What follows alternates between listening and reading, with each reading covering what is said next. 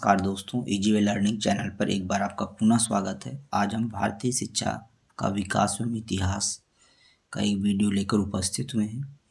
जैसा कि हम जानते हैं कि जो भारतीय शिक्षा का इतिहास है उसको हम 3 खंडों में बांट कर अध्ययन करते हैं। एक तो प्राचीन शिक्षा होता है, दूसरा मध्यकालीन शिक्षा होती है और तीसरा आधुनिक युग की शिक्षा होती है। प्राचीन शिक्षा के अंतर्गत वैदिक कालीन शिक्षा आती है और बौद्धकालीन शिक्षा आती है तथा मध्यकालीन शिक्षा के अंतर्गत मुस्लिम काल की शिक्षा आती है। और आधुनिक शिक्षा को भी 2 भागों में बांटते हैं। एक तो स्वतंत्रता के पूर्व की शिक्षा जिसमें ब्रिटिश कालीन शिक्षा पद्धति का अध्ययन करते हैं, और एक होता है स्वतंत्रता के पश्चात की शिक्षा जिसमें देश की आज़ादी के बाद की शिक्षा व्यवस्था का अध्ययन करते हैं। तो आइए दोस्तों वीडियो की शुरुआत करते हैं। सबसे पहले हम प्राचीन भारतीय शिक्षा के इतिहास को देखेंगे, जिसके अंतर्गत जो है विशेषकर वैदिक काल की शिक्षा और बौद्ध काल की शिक्षा पद्धति को देखा जाएगा। आइए दोस्तों शुरू करते हैं। वैदिक युग का प्रारंभ ईसा से लगभग 2500 वर्ष पूर्व अर्थात लगभग 2500 ईसा पूर्व में हुआ। आर्यों के भारत में प्रवेश के साथ माना जाता है। वैदिक युग में शिक्षा का अर्थ धर्म, अध्यात्म, ज्ञान, विद्या, बोध, विनय तथा श्रेष्ठ नैतिक आचरण से लिया जाता है। मातृमान पितृमानाचार्यवान पुरुषो वेद, शतपथ ब्राह्मण में ऐसा कहा गया है। अर्थात मनुष्य को तभी ज्ञान की प्राप्ति होती है जब 3 शिक्षक माता पिता और आचार्य उसे शिक्षा प्रदान करते हैं। जन्म से लगभग 5 वर्ष तक माता पिता की देखरेख में ही बालकों की शिक्षा दीक्षा होती थी। 5 वर्ष के बाद गुरुकुल में सर्वप्रथम बालक का उपनयन संस्कार होता था, जिसे विद्यारंभ भी कहा जाता था। और जो उपनयन संस्कार की आयु थी वह 8 वर्ष से लेकर के 12 वर्ष की आयु होती थी। अधिकांश बुकों में जो है 8 वर्ष से 12 वर्ष की आयु उपनयन संस्कार की मानी गई है। शिष्य अपने गुरु के सेवा में पूरी तरह समर्पित होकर विनम्र भाव से ब्रह्मचर्य आश्रम के अनुसार 25 वर्ष की आयु तक शिक्षा ग्रहण करता था। इस युग में बालकों की भाषा और शब्दों के उच्चारण पर विशेष ध्यान दिया जाता था। इस समय विद्या प्रायः कंठस्थ कर दी जाती थी, यानी जो भी अध्ययन सामग्री होती थी छात्रों को कंठस्थ कराया जाता था, याद कराया जाता था। उस समय जीवन का चरम लक्ष्य श्रेष्ठ आचरण एवं गुणों को धारण करके जन्म मरण के बंधन से मुक्त अर्थात मोक्ष को प्राप्त करना था। परमात्मा और गुरु के प्रति अगाध श्रद्धा और मानवीय गुणों को धारण करना ही वैदिक युग का मूल धर्म तथा अध्यात्म कहा जाता था। आइए वैदिक शिक्षा के उद्देश्यों की बात करें।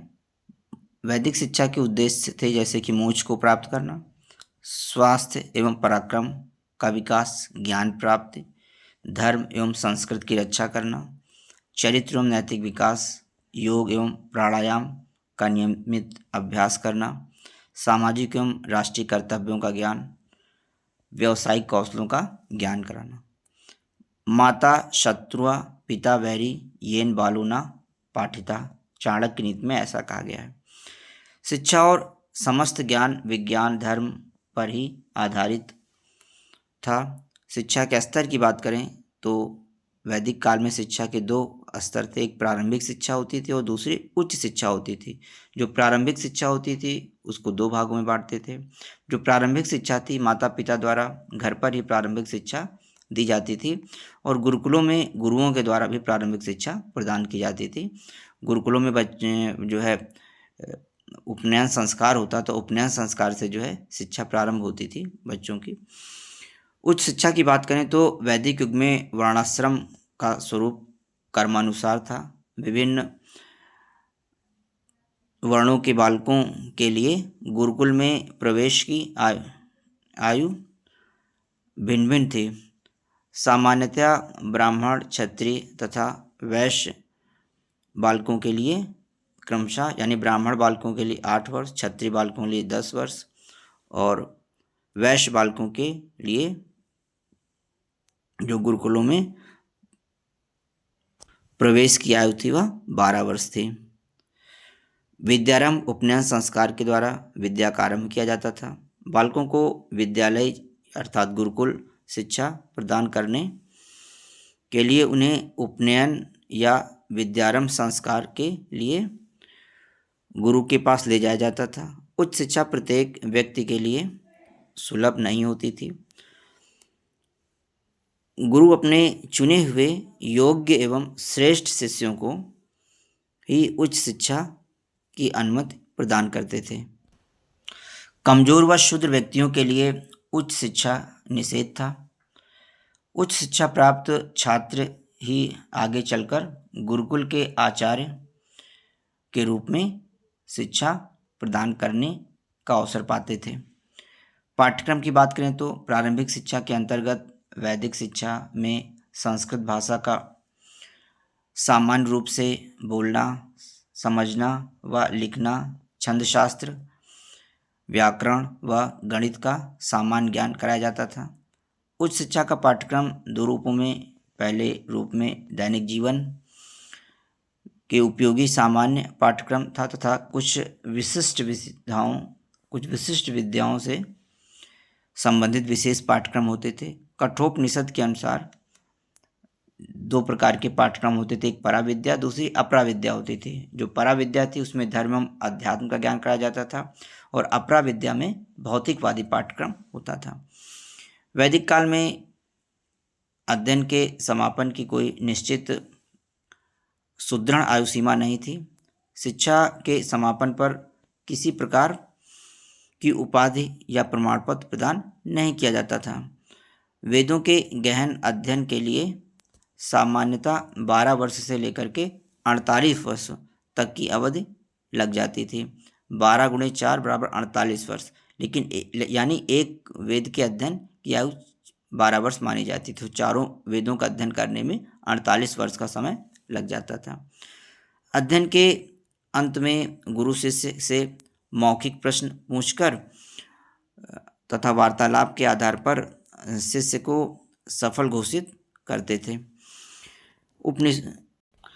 उपाधियों के रूप में एक वेद के ज्ञाता को स्नातक कहा जाता था। 2 वेद के ज्ञाता को, जो 2 वेदों का सफल अध्ययन कर लेता था, उसे जो है वसु कहते थे और 3 वेदों के अध्ययन करने वाले व्यक्ति को रुद्र कहा जाता था। 4 वेदों के विद्वान को आदित्य कहा जाता था। यानी एक वेद के ज्ञाता को स्नातक कहते थे, 2 वेद के अध्ययनकर्ता को वसु, 3 वेद के ज्ञाता को रुद्र और जो 4 वेदों का अध्ययन कर लेता था उसे जो है आदित्य कहा जाता था। आदित्य की उपाधि दी जाती थी, यानी स्नातक, वसु, रुद्र और आदित्य की उपाधि प्रचलित थी, जो कि वेदों के अध्ययन से संबंधित थी। वैदिक युग की शिक्षा जो शिक्षण विधियाँ थी, विषय वस्तु को अध्यात्मसात करने, कंठस्थ करने तथा स्मृति आदि पर आधारित थी। वैदिक युग में शिक्षा के मुख्य केंद्र तक्षशिला था। वैदिक युग में भाषण, वाचन, पाठन, व्याख्यान, प्रश्नोत्तर, वाद विवाद, शंका समाधान, कथा, वृत्तांत, परिचर्चा, श्रवण, चिंतन, मनन और तर्क आदि का बहुतायत से प्रयोग किया जाता था। वैदिक शिक्षा उपनयन संस्कार से प्रारंभ होकर धर्मोपदेश के साथ समावर्तन संस्कार के बाद समाप्त होती थी। यानी जो वैदिक शिक्षा थी वो उपनयन संस्कार होता था जब शिक्षा प्रारंभ होती थी, और जब शिक्षा बालक की समाप्त होती थी तो समावर्तन संस्कार होता था। समावर्तन संस्कार के साथ ही शिक्षा समाप्त होती थी। शिक्षा निःशुल्क थी एवं राज्य के नियंत्रण से मुक्त थी। समावर्तन संस्कार के समय प्रत्येक शिष्य अपने गुरु को दक्षिणा के रूप में कुछ न कुछ भेंट अवश्य देता था। शिक्षा लगभग पूरी तरह शिक्षक केंद्रित थी। वैदिक युगीन शिक्षा में छात्रों को कठोर अनुशासन का पालन करना होता था। छात्रों के लिए अत्यधिक संयम, नियम और ब्रह्मचर्य व्रत के पाल अनुसार अनेक प्रकार के नियंत्रण में रहना आवश्यक था। गुरुकुल की बात करें तो प्रत्येक गुरुकुल की पहचान उसके आचार्य से की जाती थी। सामान्यतः 4 प्रकार के गुरुकुल होते थे: टोल, घटिका, चरण और चतुष्पथी। टोल क्या होता था? टोल में केवल संस्कृत तथा संस्कृत भाषा व साहित्य की शिक्षा दी जाती थी। टोल में केवल संस्कृत भाषा व साहित्य की शिक्षा दी जाती थी। घटिका में भाषा और साहित्य के अतिरिक्त धार्मिक, आध्यात्मिक, नैतिक तथा दार्शनिक शिक्षा प्रदान की जाती थी। और चरण में वेद के विशिष्ट भागों का अध्ययन किया जाता था। चतुष्पथी सबसे अधिक व्यापक और संपूर्ण विषयों के तथा 4 वेदों का ज्ञान प्रदान करने वाले गुरुकुलों को चतुष्पथी कहा जाता था। लगभग 1000 वर्ष ईसा पूर्व के आसपास उच्च शिक्षा परिषद के नाम से प्रसिद्ध महाविद्यालयों में प्रदान की जाती थी। परिव्राचार्य क्या होते थे? भ्रमण करने वाले आचार्य को परिव्राचार्य कहा जाता था। कांची, दक्षिण काशी को कांची कहते थे। मध्य काल में भी यह ब्राह्मणीय शिक्षा का प्रमुख केंद्र था। उपनयन संस्कार: ब्राह्मण, क्षत्रिय, वैश्य छात्रों के लिए उपनयन की आयु 8, 10 और 12 वर्ष की थी। यानी ब्राह्मण छात्रों के उपनयन 8 वर्ष की आयु में होता था, क्षत्रिय छात्रों को उपनयन 10 वर्ष की आयु में होता था और वैश्य छात्रों को उपनयन 12 वर्ष की आयु में संपादित किया जाता था। उपनयन का शाब्दिक अर्थ है गुरु के पास लाना। गुरु द्वारा सर्वप्रथम बालक के पूर्व घरेलू वस्त्र उतारकर उसे गुरुकुल के ब्रह्मचारी वस्त्र पहनाए जाते थे। उसको मेखला प्रदान कर उसको यज्ञ की लकड़ी यानी समाधि, जिसे समाधि कहते थे, यज्ञ की लकड़ी जिसे समाधि कहा जाता था, पकड़ाई जाती थी। वह विधिवत पूजन अर्चन करने के बाद गुरु अपने शिष्य को लेता था। ब्रह्मचारी को अंतेवासी भी कहा जाता था। गुरु शिष्य संबंध पिता पुत्र के समान होता था। शिक्षकों को ईश्वर के बाद सर्वाधिक महत्वपूर्ण स्थान दिया जाता था। शिक्षक ब्राह्मण कहलाते थे।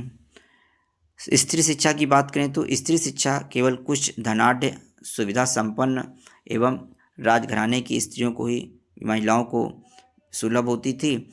गार्गी, मैत्रेयी, अपाला, उर्वशी, विश्वतारा, घोषा, होमशा, ऐत्रेयी आदि प्रमुख विदुषी महिलाएं थीं। समावर्तन संस्कार, समावर्तन सेरेमनी: आधुनिक युग के दीक्षांत समारोह की भांति शिक्षा की समाप्ति पर समावर्तन संस्कार होता था। समावर्तन का शाब्दिक अर्थ है वापस घर को आगमन करना।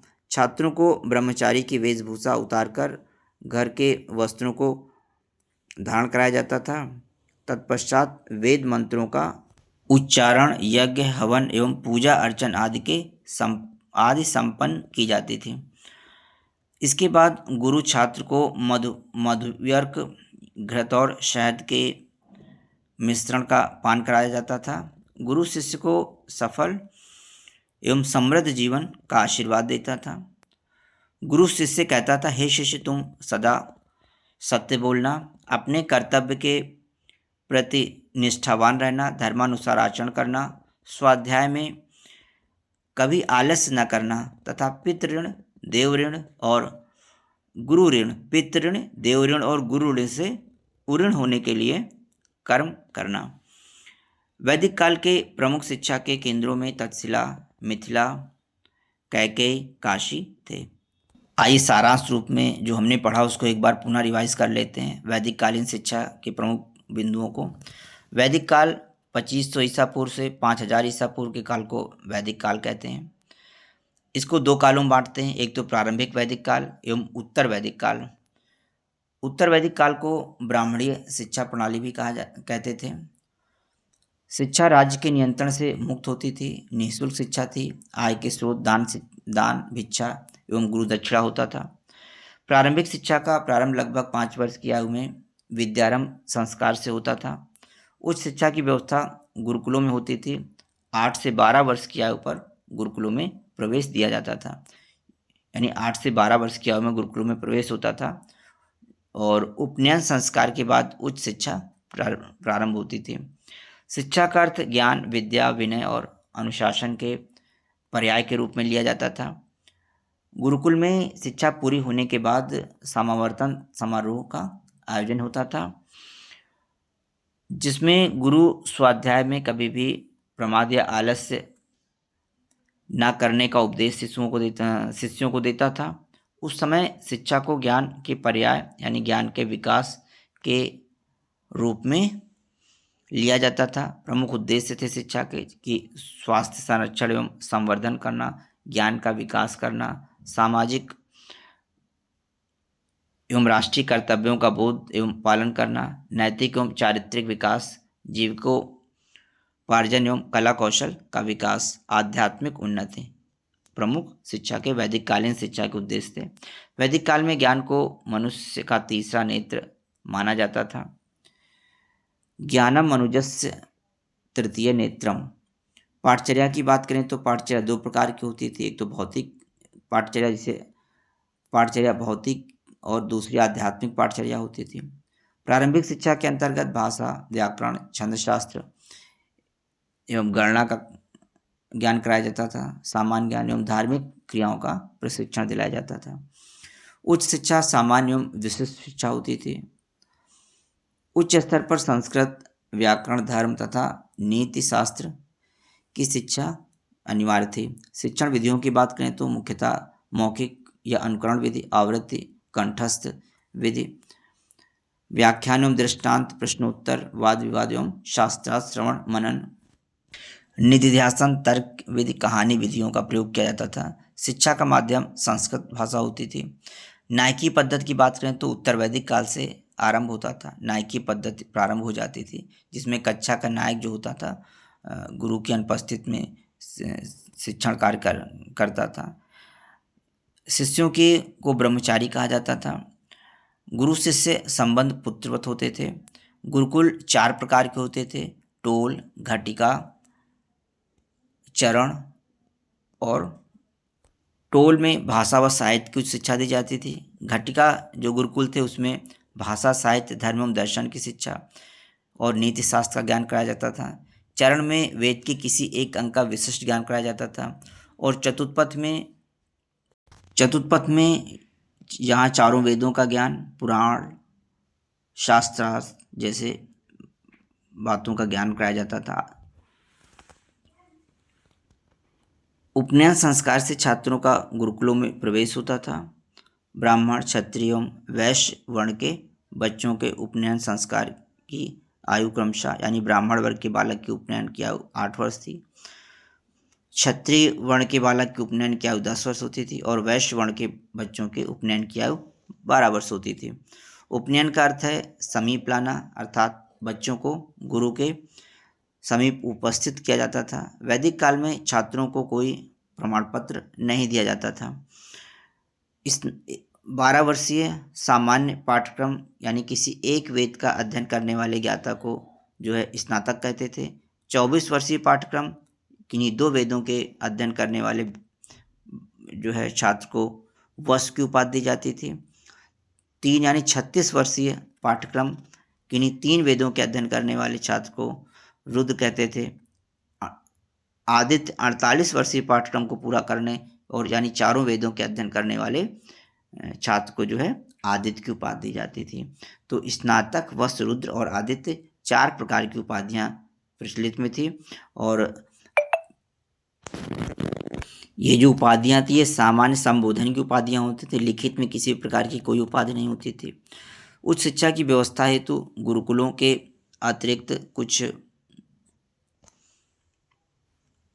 अन्य अभिकरण भी थे, जैसे कि ऋषि आश्रम थे, परिषद थे। प्रत्येक परिषद में प्रायः 10 सदस्य होते थे।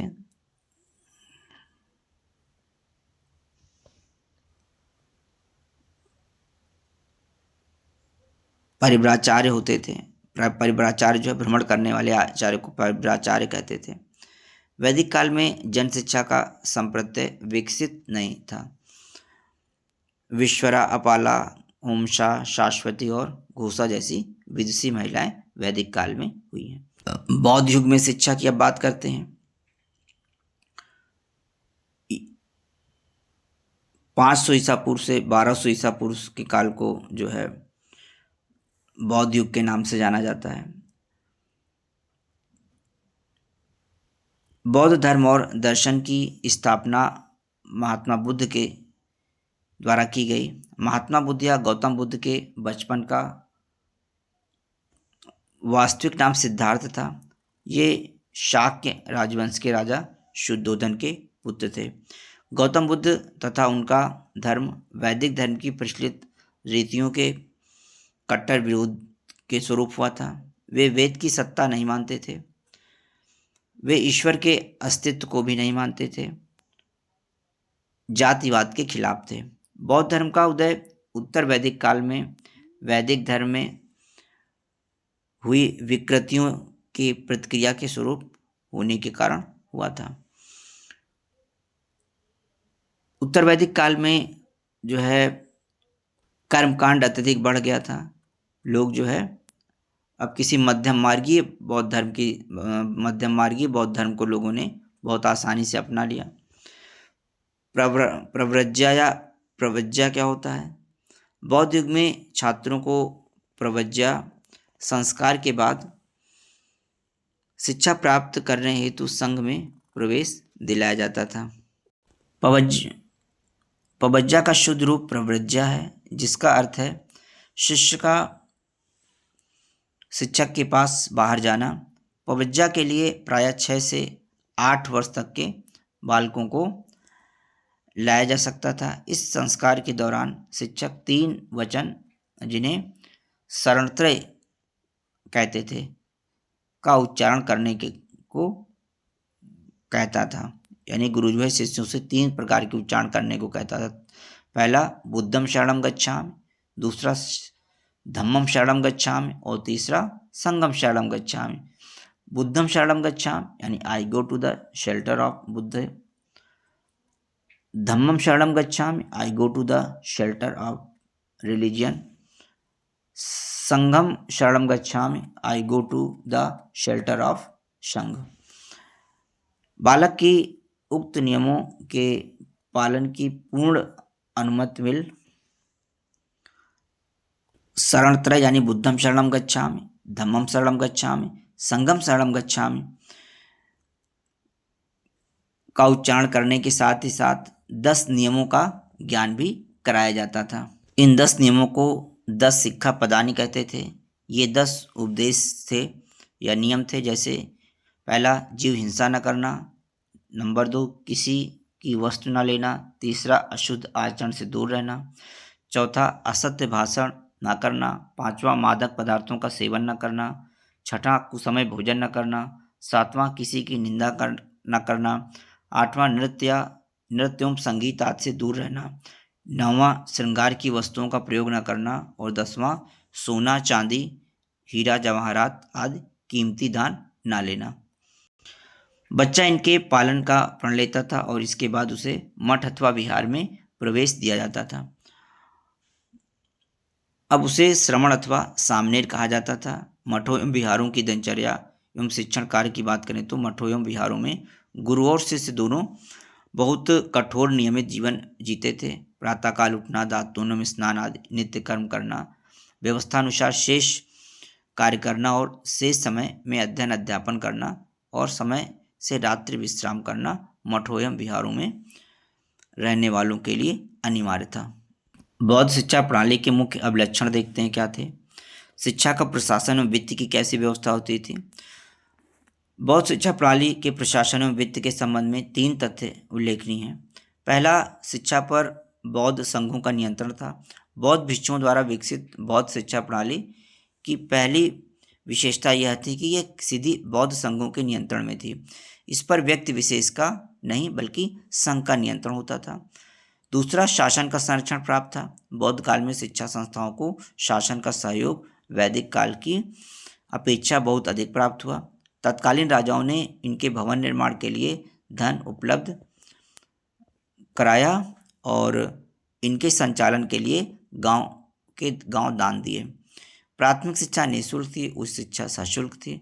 बहुत शिक्षा प्रणाली में बच्चों को प्राथमिक शिक्षा एवं उच्च शिक्षा दोनों स्तरों की शिक्षा की व्यवस्था की गई, परंतु प्राथमिक शिक्षा की व्यवस्था निःशुल्क होती थी और उच्च शिक्षा के छात्रों से शुल्क लिया जाता था। शिक्षा की संरचना या संगठन की बात करें तो प्राथमिक शिक्षा होती थी, उच्च शिक्षा और भिक्षु शिक्षा होती थी। 3 प्रकार की शिक्षा प्रचलित थी। प्राथमिक शिक्षा बौद्ध शिक्षा प्रणाली में प्राथमिक शिक्षा की व्यवस्था भी बौद्ध मठों एवं विहारों में की जाती थी। यह 6 वर्ष की आयु से 12 वर्ष की आयु तक चलती थी। उच्च शिक्षा की बात करें तो प्राथमिक शिक्षा पूरी करने के बाद उच्च शिक्षा में प्रवेश हेतु प्रवेश परीक्षा होती थी और योग्य छात्रों को उच्च शिक्षा में प्रवेश दिया जाता था। यह शिक्षा सामान्यतः 12 वर्ष की आयु पर शुरू होती थी और 20 से 25 वर्ष की आयु तक चलती थी। भिक्षु शिक्षा उच्च शिक्षा प्राप्त करने के बाद जो छात्र बौद्ध धर्म के प्रचार एवं प्रसार कार्य में लगना चाहते थे उन्हें उपसंपदा संस्कार के बाद भिक्षु शिक्षा में प्रवेश दिया जाता था। यह शिक्षा सामान्यतः 8 वर्ष की अवधि की थी। इस शिक्षा को प्राप्त करने के बाद वे भिक्षु कहलाते थे और धर्म प्रचार और शिक्षण कार्य करते थे। जो व्यक्ति भिक्षु शिक्षा के बाद बौद्ध धर्म दर्शन में विशिष्ट ज्ञान प्राप्त करना चाहते थे वे और अधिक वर्षों तक अपनी भिक्षु शिक्षा जारी रख सकते थे। वैदिक युग के बाद जब हम बौद्ध युग के शिक्षा और उद्देश्यों की बात करते हैं तो इस युग में जो शिक्षा का उद्देश्य था ज्ञान का विकास। महात्मा बुद्ध के अनुसार इस संसार के समस्त दुखों का कारण अज्ञान है, अतः उन्होंने निर्वाण की प्राप्ति के लिए सच्चे ज्ञान के विकास पर बल दिया। बौद्ध शिक्षा का यह सर्वप्रमुख उद्देश्य एवं आदर्श था, परंतु ज्ञान से उनका तात्पर्य कुछ भिन्न था। वैदिक काल में वेद ग्रंथों के ज्ञान को सच्चा ज्ञान माना जाता था। आज सामान्यतः वस्तु जगत के स्पष्ट ज्ञान को ज्ञान माना जाता है, परंतु बौद्ध धर्म एवं दर्शन में 4 सत्यों संसार दुखमय है, इन दुखों का निवारण संभव है, इन दुखों के से छुटकारा पाना ही निर्वाण है और इस निर्वाण की प्राप्ति के लिए जब तक नहीं मनुष्य मात्र का कल्याण करना आवश्यक है कि ज्ञान और तदनुकूल आचरण से लिया जाता था। सामाजिक आचरण की शिक्षा दी जाती थी। मानव संस्कृति का संरक्षण में विकास किया जाता था। चरित्र निर्माण की शिक्षा दी जाती थी। बौद्ध धर्म में आत्म संयम करुणा और दया का सबसे अधिक महत्व है। जो इनका पालन करता है वही चरित्रवान है। इस चरित्रवान के लिए बौद्ध मठों एवं विहारों में छात्रों को प्रारंभ से ही 10 नियमों का पालन कराया जाता था। उन्हें सादा जीवन जीने और विनयपूर्ण व्यवहार करने की शिक्षा दी जाती थी। कला कौशल और व्यवसायों की शिक्षा दी जाती थी। बौद्ध धर्म में मनुष्यों को संसार से विमुख होने का उपदेश नहीं देता, वह तो मनुष्यों को संसार के दुखों से बचने के लिए उपदेश देता है।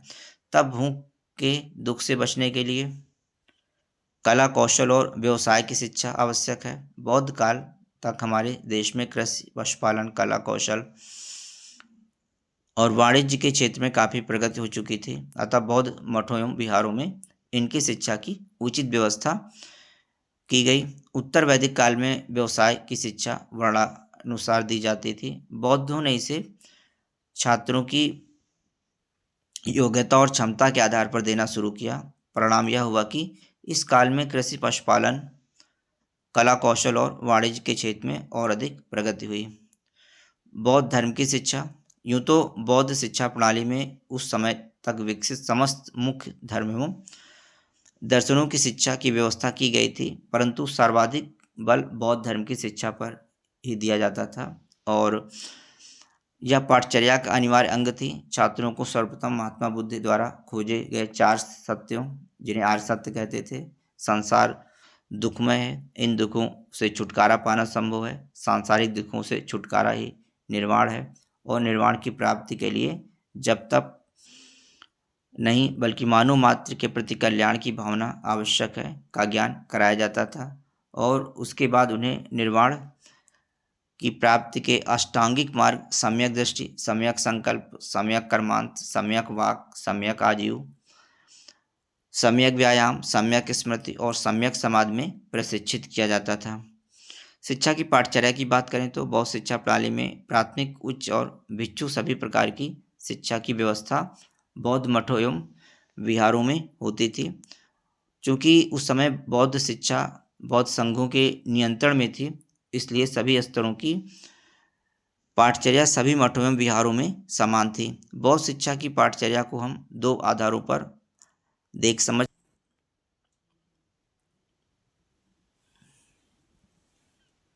शिक्षा की पाठचर्या की बात करें तो बौद्ध शिक्षा प्रणाली में प्राथमिक, उच्च और भिक्षु सभी प्रकार की शिक्षा की व्यवस्था बौद्ध मठों एवं विहारों में होती थी, और चूंकि उस समय बौद्ध शिक्षा बौद्ध संघों के नियंत्रण में थी, इसलिए सभी स्तरों की पाठचर्या सभी मठों एवं विहारों में समान थी। बौद्ध शिक्षा की पाठचर्या को हम दो आधारों पर देख समझ सकते हैं।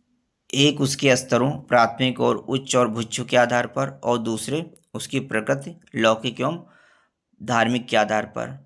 प्राथमिक स्तर की पाठचर्या की बात करें तो बौद्ध शिक्षा प्रणाली में प्राथमिक शिक्षा की अवधि 6 वर्ष थी। इस स्तर पर सर्वप्रथम सिद्धरस्त नामक पोथी के द्वारा 49 अक्षरों का ज्ञान कराया जाता था, और इसके बाद भाषा का पढ़ना लिखना सिखाया जाता था। तत्पश्चात शब्द विद्या, शिल्प विद्या, चिकित्सा विद्या, हेतु विद्या और अध्यात्म विद्या नामक 5 विज्ञान पढ़ाए जाते थे। इस स्तर पर बच्चों का बौद्ध धर्म की सामान्य शिक्षाओं का ज्ञान भी कराया जाता था। साथ ही कुछ कला कौशलों की सामान्य शिक्षा का शुभारंभ किया जाता था। उच्च स्तर की पाठचर्या की बात करें तो बौद्ध शिक्षा प्रणाली में उच्च शिक्षा की अवधि सामान्यतः 12 वर्ष थी। इस अवधि में छात्रों को सर्वप्रथम व्याकरण, धर्म, ज्योतिष, आयुर्विज्ञान और दर्शन का सामान्य ज्ञान कराया जाता था, और इन भाषाओं का व्याकरण एवं साहित्य, खगोल शास्त्र, नक्षत्र शास्त्र, न्याय शास्त्र, राजनीति शास्त्र, अर्थशास्त्र, कला, चित्रकला, मूर्तिकला और संगीत कौशल, कताई, बुनाई, रंगाई आदि, व्यावसायिक शिक्षा, कृषि, पशुपालन एवं वाणिज्य आदि, भवन निर्माण, विज्ञान, आयुर्विज्ञान, बौद्ध धर्म, जैन धर्म, वैदिक धर्म, ईश्वर शास्त्र, तर्क दर्शन और ज्योतिष, इन सब विषयों का ज्ञान कराया जाता था। भिक्षु शिक्षा की पाठचर्या की बात करें तो बौद्ध शिक्षा प्रणाली में भिक्षु शिक्षा की अवधि सामान्यतः 8 वर्ष थी, परंतु जो बौद्ध धर्म दर्शन का विशिष्ट ज्ञान करना चाहते थे, वे अपना अध्ययन आगे भी जारी रख सकते थे। यूँ तो इन्हें केवल बौद्ध धर्म एवं दर्शन का ही ज्ञान कराया जाता था, और उसके लिए इनकी पाठचर्या में बौद्ध साहित्य, त्रिपिटक, सुबंत, विनय और धम्म को रखा गया था, परंतु धर्म के तुलनात्मक अध्ययन हेतु वैदिक धर्म का भी ज्ञान कराया जाता था। साथ ही इन्हें भवन निर्माण और मठों एवं विहारों की संपत्ति का लेखा जोखा रखना भी सिखाया जाता था।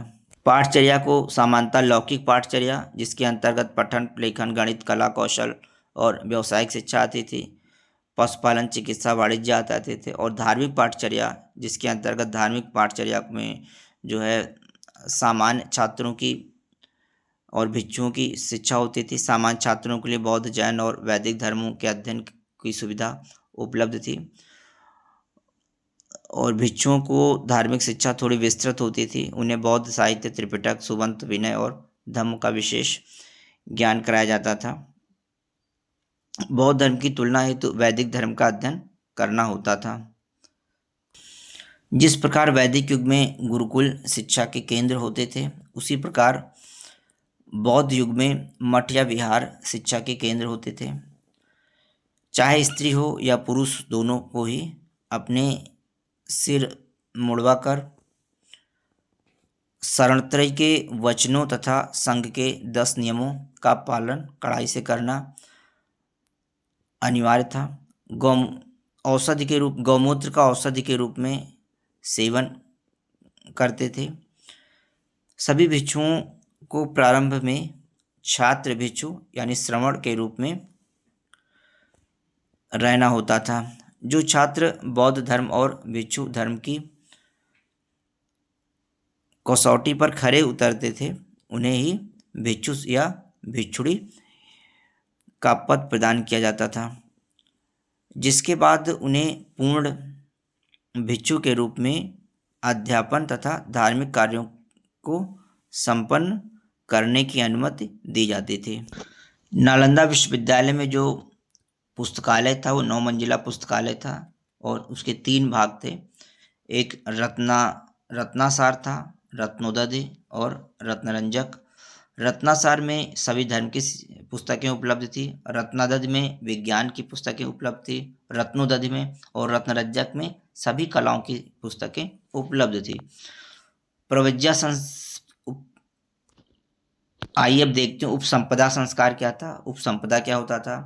प्रव्रज्या के माध्यम से संघ में प्रवेश कर लेने के बाद श्रवण भिक्षु छात्र को गुरु भिक्षु के पास रहकर लगभग 20 वर्ष तक शिक्षा ग्रहण करनी होती थी। इन 20 वर्षों की शिक्षा के बाद जब छात्र उच्च शिक्षा प्राप्त कर लेते थे तो उनके समक्ष 2 विकल्प होते थे। पहले विकल्प के रूप में वे शिक्षा कार्य छोड़कर गृहस्थ आश्रम में प्रवेश कर सकते थे तथा दूसरे विकल्प के रूप में आजीवन संघ के सदस्य बनकर पूर्ण भिक्षु व गुरु के रूप में पुनः शिक्षित होने जाते थे। जो छात्र दूसरा विकल्प चुनते थे उनका उपसंपदा संस्कार किया जाता था। वैदिक समावर्तन और बौद्ध उपसंपदा संस्कार में क्या अंतर है इसको देख लेते हैं। समावर्तन संस्कार जो वैदिक काल में होता था, छात्र को पुनः परिवार के गृहस्थ धर्म निर्वाह के लिए भेज दिया जाता था। छात्र गृहस्थ बनने के लिए जाता था। वहीं उपसंपदा के बाद जो बौद्ध धर्म में उपसंपदा संस्कार होता था, उपसंपदा के बाद छात्र का परिवार से जीवन भर के लिए कोई संबंध नहीं रहता था। छात्र भिक्षु के पूर्ण भिक्षु बनने के लिए भेजा जाता था। उपसंपदा में 10 प्रतिज्ञाओं के साथ 8 और वचन देने पड़ते थे। उपसंपदा के बाद भिक्षु को आजीवन विवाह न करने का वचन देना होता था। उपसंपदा के समय पूरा संघ एकत्रित होता था। संघ के 5 से लेकर 10 तक सम्मानित भिक्षु संस्कारित होने वाले छात्र की कठिन परीक्षा लेते थे। उसमें सफल होने के बाद लोकतांत्रिक विधि के आधार पर उपसंपदा प्रदान करने पर निर्णय लिया जाता था। मतभेद या विवाद की स्थिति में मतपत्रों, जिन्हें शलाका कहा जाता था, द्वारा निर्णय लिया जाता था। बौद्ध धर्म नास्तिक होते हुए भी पुनर्जन्म में विश्वास रखता था। बौद्ध शिक्षा की क्या विशेषताएं थी देखते हैं। इसके शिक्षा केंद्र गुरुकुल ना होकर मठ या विहार होते थे, जिनमें संघों के माध्यम से भिक्षुगण छात्रों को शिक्षा प्रदान करते थे। प्राथमिक शिक्षा निःशुल्क तथा उच्च शिक्षा में समुचित शुल्क लिया जाता था। शिक्षा का प्रारंभ प्रव्रज्या संस्कार से और शिक्षा का अंत उपसंपदा संस्कार से होता था। शिक्षा का सर्वोच्च लक्ष्य अष्टांग मार्ग पर चलकर मोक्ष या निर्वाण की प्राप्त करना था। शिक्षा का माध्यम प्रायः लोक भाषाएं जैसे पाली व प्राकृत होती थी। इस शिक्षा के प्रचार व प्रसार के लिए पर्यटन को विशेष महत्व दिया गया था।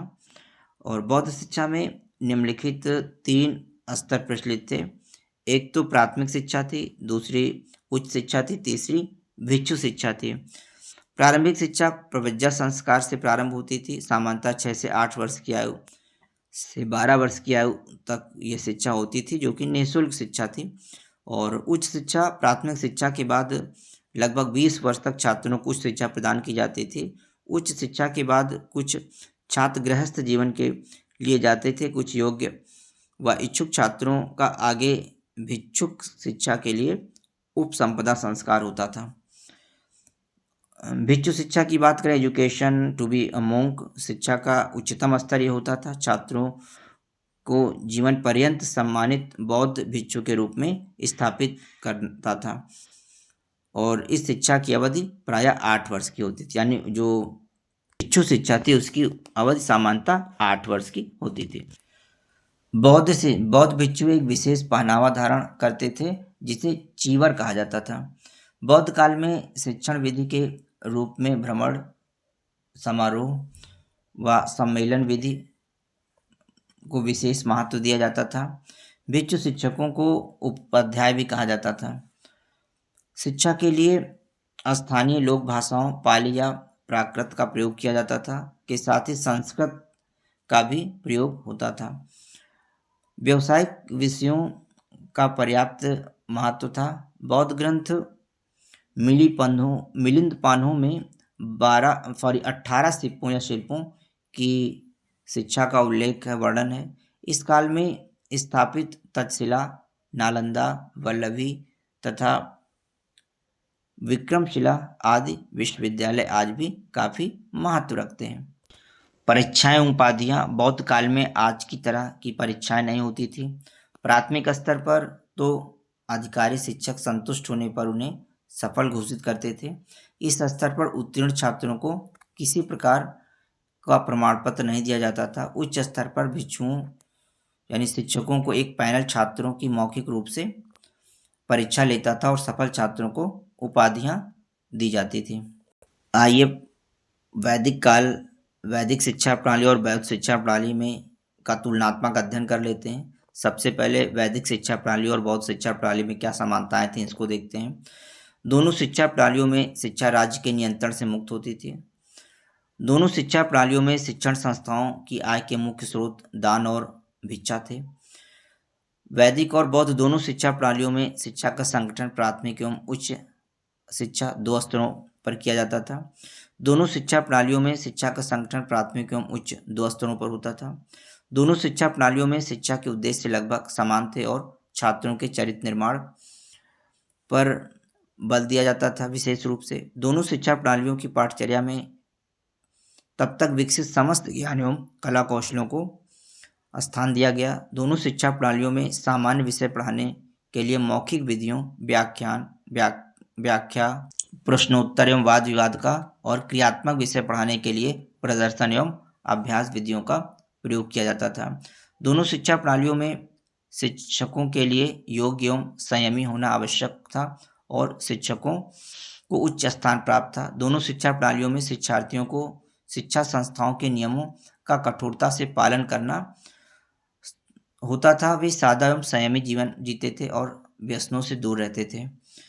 दोनों शिक्षा प्रणालियों में शिक्षक और शिक्षार्थियों के बीच पवित्र और मधुर संबंध थे।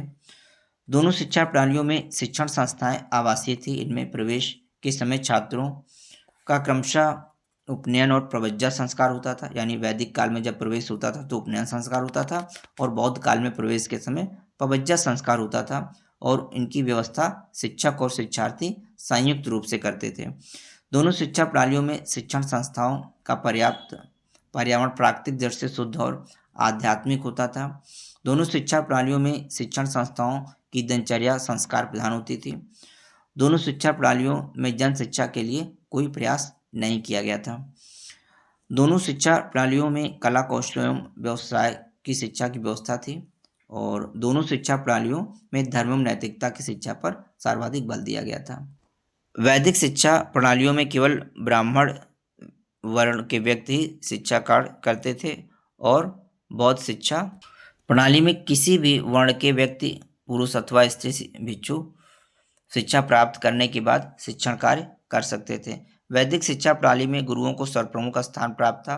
बौद्ध शिक्षा प्रणाली में बौद्ध संघों को सर्वोपरि स्थान प्राप्त था।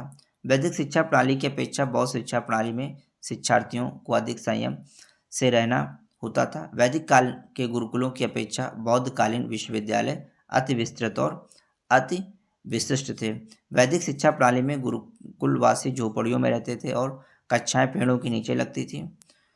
बौद्ध शिक्षा प्रणाली में गुरु और शिष्य सभी के लिए भव्य भवन उपलब्ध थे और कक्षाएं बड़े बड़े कक्षों में लगती थी। वैदिक काल की अपेक्षा बौद्ध काल में कला कौशल एवं व्यावसायिक शिक्षा की अच्छी व्यवस्था थी। वैदिक शिक्षा प्रणाली में वैदिक धर्म की शिक्षा पर सबसे अधिक बल दिया जाता था और बौद्ध शिक्षा प्रणाली में बौद्ध धर्म की शिक्षा का सबसे अधिक बल दिया जाता था। मुस्लिम शिक्षा या मध्ययुगीन शिक्षा। मुस्लिम शिक्षा का अर्थ ज्ञानार्जन करना था। इस ज्ञान के अंतर्गत कुरान शरीफ की आयतों तथा हजरत मोहम्मद के उपदेशों का ज्ञान कराया जाता था जन जन तक।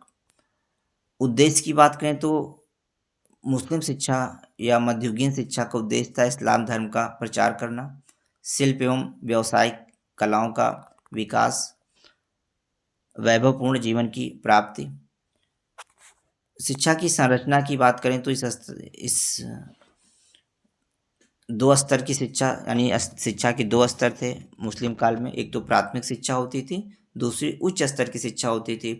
प्राथमिक शिक्षा जो है मकतबों में दी जाती थी। प्राथमिक शिक्षा का मुख्य केंद्र मकतब होते थे जहाँ पर धार्मिक शिक्षा होती थी, जिसमें छात्रों को मुस्लिम संस्कृति एवं सभ्यता, नियम व कानून आदि का ज्ञान कराते हुए कुरान शरीफ की आयतों का स्वरबद्ध पाठ कराने का अभ्यास कराया जाता था। मकतब प्रायः मस्जिदों के परिसर में ही होते थे। उच्च शिक्षा मदरसों में दी जाती थी। मदरसे उच्च शिक्षा के केंद्र थे जहाँ केवल विशिष्ट प्रतिभा वाले छात्र अध्ययन करते थे। पाठ्यक्रम करिकुलम की बात करें तो मुस्लिम कालीन शिक्षा में पाठ्यक्रम प्राथमिक शिक्षा का पाठ्यक्रम और उच्च शिक्षा का पाठ्यक्रम था। प्राथमिक शिक्षा के पाठ्यक्रम में कुरान शरीफ की आयतों के पाठ से प्रारंभिक शिक्षा का प्रारंभ होता था। इस स्तर पर उर्दू भाषा का पढ़ना लिखना बोलना तथा अरबी लिपि का ज्ञान कराया जाता था। प्रारंभिक गणित तथा फारसी का ज्ञान, सूफी संतों की जीवनियाँ, शेरदादी की किताबें, बोस्ता और गुलिस्ता के माध्यम से नैतिक शिक्षा का समावेश किया जाता था। उच्च शिक्षा के लिए मदरसों में विशेष प्रबंध था। इसमें दो प्रकार की शिक्षा का प्रावधान था। पहले प्रकार में धार्मिक, चारित्रिक एवं नैतिक शिक्षा, कुरान शरीफ का गहन अध्ययन, मुस्लिम साहित्य, इस्लाम का इतिहास व शरीयत आदि का अध्ययन कराया जाता था।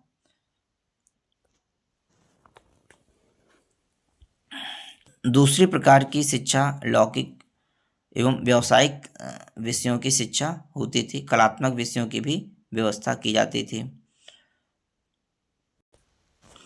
मुस्लिम शासकों के पुत्र पुत्रियों के लिए जो है अलग से मौलवियों की नियुक्ति की जाती थी। मौलवी स्वयं महलों में जाकर शहजादों की शिक्षा का प्रबंध करते थे। साधारणतः प्रारंभिक शिक्षा का समस्त बालकों एवं बालिकाओं के लिए अनिवार्य होता था और मकतबों में यह शिक्षा पूर्ण करने के बाद जो छात्र उच्च शिक्षा के योग्य एवं इच्छुक होते थे वे मदरसों में उच्च शिक्षा के लिए प्रवेश लेते थे। सामान्यतः मदरसों की शिक्षा अवधि 10 से 12 वर्ष के मध्य की होती थी। शिक्षण विधियों की बात करें तो भाषण विधि, स्पीच मेथड, व्याख्यान विधि, लेक्चर मेथड, अनुकरण विधि, इमिटेशन मेथड, स्वाध्याय विधि, सेल्फ स्टडी मेथड, अभ्यास विधि, प्रैक्टिस मेथड, नायक विधि, मॉनिटोरियल मेथड का प्रयोग किया जाता था। अनुशासन की डिसिप्लिन की बात करें तो सामान्यतः शिक्षकों की आज्ञा और आदेशों का पालन करना ही अनुशासन की कोटि में आता था। जो छात्र इन आदेश का पालन नहीं करते थे उन्हें कठोर दंड दिया जाता था। उस समय तक मनोवैज्ञानिक शिक्षा का प्रचलन न होने के कारण दमनात्मक अनुशासन, रिप्रेसिव रिप्रेशनिस्टिक डिसिप्लिन द्वारा नियंत्रित रखने का कार्य छात्रों को किया जाता था। मुस्लिम शिक्षा में शिक्षा के माध्यम के रूप में अरबी व फारसी भाषाओं का प्रयोग किया जाता था। मकतबों में तो अरबी ही पढ़ाई जाती थी, किंतु उच्च शिक्षा अर्थात मदरसों में फारसी का विशेष महत्व था। मुस्लिम शिक्षा पद्धति में किसी प्रकार की परीक्षा प्रणाली की व्यवस्था नहीं थी। शिक्षक आंतरिक मूल्यांकन अपने विवेक के आधार पर या विवेक का प्रयोग करते हुए छात्र की योग्यता को देखते हुए उसे अगली कक्षा के लिए सफल घोषित करते थे। क्षेत्र उपाधियाँ दी जाती थी कुछ, जैसे कि धार्मिक शिक्षा में विशेष योग्य छात्र को आलिम की उपाधि दी जाती थी। दर्शन तथा तर्कशास्त्र के ज्ञाता को जो है फाजिल की उपाधि दी जाती थी। साहित्य के क्षेत्र में विशेष योग्यता रखने वाले छात्र को काबिल की उपाधि दी जाती थी। मुस्लिम शिक्षा की विशेषताओं की बात करें तो शिक्षा पर राज्य का नियंत्रण होता था। सर्वसुलभता का अभाव था, यानी शिक्षा सभी को सुलभ नहीं थी। परीक्षा प्रणाली का ना होना, परीक्षा प्रणाली नहीं होती थी, परीक्षा की कोई लिखित व्यवस्था नहीं थी परीक्षा की। सैन्य शिक्षा की अनिवार्यता होती थी। मुस्लिम धर्म की श्रेष्ठता स्थापित करना, धार्मिक कट्टरता, निःशुल्क व अनिवार्य शिक्षा, शिक्षा को पवित्र कार्य मानना, बोलचाल की विशिष्ट तहजीब, दमनात्मक अनुशासन, हिंदू संस्कृति एवं सभ्यता की अवहेलना। स्त्री शिक्षा की बात करें तो स्त्री शिक्षा की दृष्टि से मध्ययुगीन मुस्लिम शिक्षा में विशेष प्रगति नहीं हो सकी। व्यवहारिक रूप से इसके लिए कोई ठोस प्रयास नहीं किया गया। यही कारण है कि स्त्रियों को मकतबों में प्राथमिक शिक्षा प्रदान की जाती थी, मगर उच्च शिक्षा अर्थात मदरसों में उनको प्रवेश की अनुमति नहीं थी, जिसका बहुत बड़ा कारण पर्दा प्रथा था। इसके अतिरिक्त स्त्रियों की शिक्षा का समस्त उत्तरदायित्व व व्यय अभिभावकों को ही करने पड़ते थे। इस कारण भी मुस्लिम शिक्षा का अधिक विकास नहीं हो पाया था। सारंगपुर में एक मदरसा मुस्लिम शासक गयासुद्दीन द्वारा खुलवाया गया था। मुस्लिम शिक्षा अपनी धार्मिक कट्टरता और फारसी भाषा की अनिवार्यता के कारण एक संकुचित दायरे में भी सिमट कर रह गई थी। मकतब क्या होते थे? मकतब प्राथमिक शिक्षा के केंद्र जो प्रायः मस्जिद के परिसरों में संचालित होते थे। इनका मुख्य उद्देश्य बच्चों का प्रारंभिक रूप में ऐसी धार्मिक शिक्षा प्रदान करना था जिससे कि वे अपने नित्य प्रति के नमाज व अन्य धार्मिक कार्यों को ठीक ढंग से संपन्न कर सकें। मकतब शब्द अरबी भाषा के कुतुब शब्द से बना है, जिसका अर्थ है, यानी कुतुब शब्द का अर्थ है किताब। कुतुब का अर्थ वह स्थान है जहाँ पढ़ना लिखना सिखाया जाता था। मकतब में प्रवेश प्रक्रिया के लिए बिस्मिल्लाह खानी संस्कार संपन्न किया जाता था। लगभग 4 वर्ष 4 माह 4 दिन में 4 दिन हो जाने पर छात्र मकतब में प्रवेश के लिए आता था और उसे नए वस्त्र पहनाकर मौलवी की समझ प्रस्तुत किया जाता था।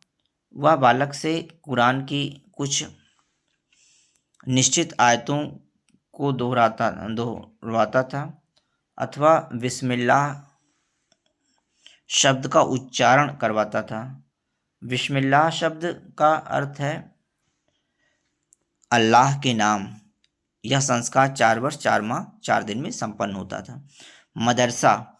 मदरसा शब्द अरबी भाषा के दरस शब्द से बना है, जिसका अर्थ है भाषण देना। इस प्रकार मदरसों में मुख्य रूप से जो है भाषण विधि के द्वारा उच्च शिक्षा प्रदान की जाती थी।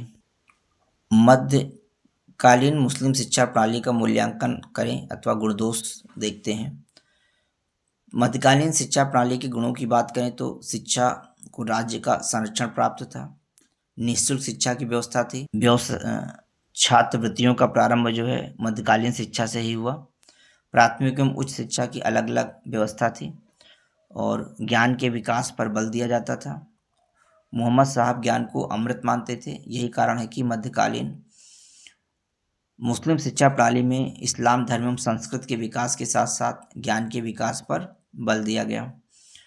आज भारत में भौतिक विज्ञान के विकास एवं देश के आधुनिकीकरण पर विशेष बल दिया जा रहा है। यह मार्ग अभी हमें मुस्लिम शिक्षा प्रणाली ने ही दिखाया है। साहित्य रचना को प्रोत्साहन दिया गया, इतिहास लेखन की शिक्षा प्रारंभ हुई, नाइकी पद्धति का प्रारंभ हुआ। मध्यकाल में मुस्लिम मदरसों में उच्च कक्षाओं के योग्य छात्र निम्न कक्षाओं के छात्रों को पढ़ाते थे। इसे नाइकी पद्धति कहते हैं। यूँ इस पद्धति की शुरुआत प्राचीन काल में ही हो गई थी, परंतु मध्यकाल में इस विधि में थोड़ा विकास किया गया। पहले वरिष्ठ छात्रों को इसका प्रशिक्षण दिया जाता था और फिर उन्हें यह कार्य सौंपा जाता था। उच्च शिक्षा की उत्तम व्यवस्था थी। कला कौशल एवं व्यावसायिक शिक्षा प्रदान की जाती थी। इस काल में अगर शिक्षा के दोषों की बात करें तो एक तो आर्थिक सहायता में पक्षपात किया जाता था। तत्कालीन भारतीय शिक्षा पर प्रहार किया, यानी मध्यकाल में मुगल सम्राट अकबर को छोड़कर अन्य सभी मुसलमान बादशाह कट्टरपंथी थे। उन्होंने केवल इस्लाम धर्म एवं संस्कृत प्रधान शिक्षा की व्यवस्था की और तत्कालीन ब्राह्मणी शिक्षा संस्थाओं को सहयोग देना दूर उन्हें नष्ट करने का प्रयत्न किया। इस देश के प्रथम मुसलमान बादशाह कुतुबुद्दीन ऐबक ने तो गद्दी पर बैठते ही अपने सेनापति बख्तियार खिलजी द्वारा यहाँ के विश्वविद्यालय बौद्ध विश्वविद्यालय नालंदा और विक्रमशिला को नष्ट करवा डाला। मुसलमान बादशाहों ने उस काल की ब्राह्मणी शिक्षा का भी कड़े प्रहार किए। यह बात दूसरी है कि वे किसी प्रकार से जीवित रही। शिक्षा का मूल उद्देश्य इस्लाम धर्म और संस्कृत का प्रचार करना था। भारतीय भाषाओं, साहित्य, धर्म और दर्शन की अवहेलना की गई। शिक्षा का माध्यम विदेशी भाषाएं। मध्यकाल में मुसलमान शासकों और रईसों के सहयोग से जितने भी मकतब और मदरसे स्थापित हुए उन सब में शिक्षा का माध्यम विदेशी भाषाएं अरबी और फारसी थी। अतः सभी बच्चों को प्रारंभ से ही इन भाषाओं को सीखना होता था। भारतीय भाषाओं की उपेक्षा की गई थी। रटने पर अधिक बल दिया जाता था। दमनात्मक अनुशासन था। जन शिक्षा की अवहेलना की गई थी। स्त्री शिक्षा की अवहेलना थी। धार्मिक और नैतिक शिक्षा का संकुचित रूप था। अगर आधुनिक भारतीय शिक्षा पर इसके प्रभाव की बात करें तो मुस्लिम शिक्षा का आधुनिक भारतीय शिक्षा पर प्रभाव प्रत्यक्ष एवं अप्रत्यक्ष दोनों रूप में पड़ा है। प्रत्यक्ष रूप में आज भी देश भर में इस्लाम धर्म की शिक्षा केंद्र चल रहे हैं, मकतब और मदरसे चल रहे हैं, अरबी, फारसी और कुरान स्कूल चल रहे हैं और इनका स्वरूप वही है जो मुस्लिम काल में था। अप्रत्यक्ष रूप में हमने अपनी भारतीय राष्ट्रीय शिक्षा प्रणाली में उसके अनेक गुणों को अपनाया है, जैसे व्यावसायिक शिक्षा पर विशेष बल आदि, और इसके दोषों को त्यागा है, जैसे किसी धर्म विशेष की शिक्षा की अनिवार्यता आदि। तो दोस्तों, ये था प्राचीन भारतीय और मध्यकालीन शिक्षा पर आधारित यह वीडियो, और आगे आने वाले वीडियो में इसके आगे के भाग यानी ब्रिटिश काल में शिक्षा की क्या व्यवस्था होती थी और आधुनिक काल में शिक्षा क्या व्यवस्था थी, विभिन्न आयोग और शिक्षा नीतियों की चर्चा करेंगे। तो दोस्तों, आज के वीडियो में इतना ही रखते हैं। Thanks for watching.